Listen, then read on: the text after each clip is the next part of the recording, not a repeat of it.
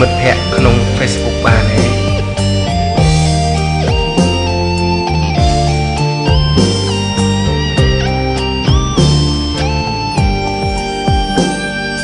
មានបេះដូងសម្រាប់ឈឺចាប់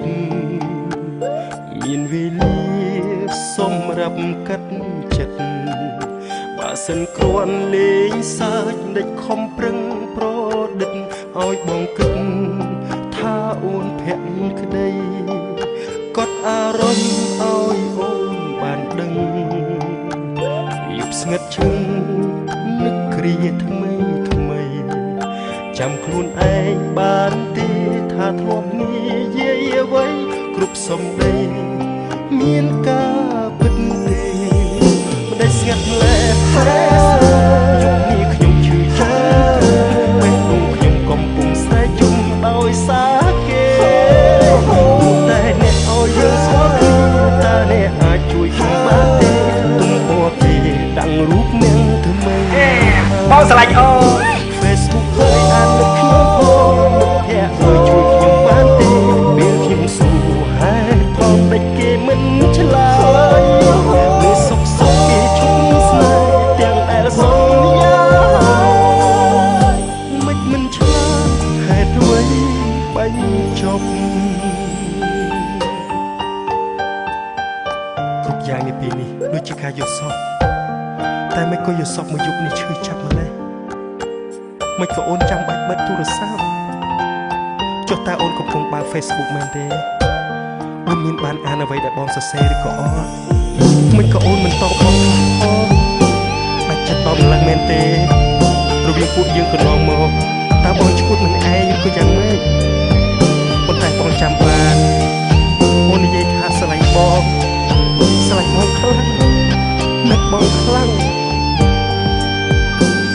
នៅពេញមួយយប់មុខកុំព្យូទ័រភ្នែកឡើងព្រើស្រួលវាំងទឹកភ្នែកយប់នេះបាត់បងស្នេហ៍យប់លែងមានអ្នកចោជេរតើថ្ងៃស្អែកខ្ញុំរស់យ៉ាងណាមិនได้ស្ងាត់លែ Facebook យប់នេះខ្ញុំឈឺចុកទ្រូងបេះដូងខ្ញុំកំពុងស្រែកជុំដោយសារគេ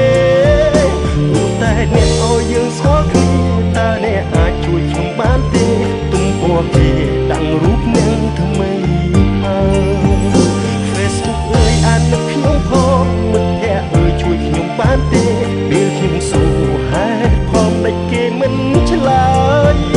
ពេលសុខសុខគេឈប់ស្នេហ៍ទាំងដែលសន្យា